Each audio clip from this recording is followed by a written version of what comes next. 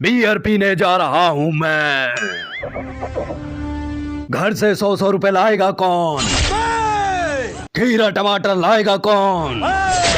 जाई होने पर मेरी बकचोदी सुनेगा कौन? कौन सी पियोगे? किंगफिशर पियेंगे।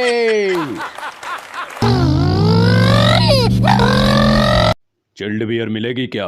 बाहुबली जी, आपको इतनी आधी रात को कहाँ बियर मिलेगी? अगर देसी का पौवा चाहिए तो बोलिए। महाराज, मजबूरी में पौवा भी पी लेते हैं। चकने में अगर सतमोला होगा तो भी चलेगा। अबे बहन के पकोड़े, क्या देख लिया ऐसा? इसकी तो गांड फटी रहती है, देखूं मैं।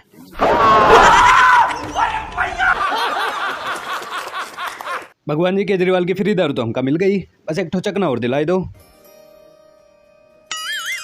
अमरेंद्र बाहुबली यानी मैं पूरी गर्मी निरंतर ठंडी बियर का सेवन करता रहूंगा।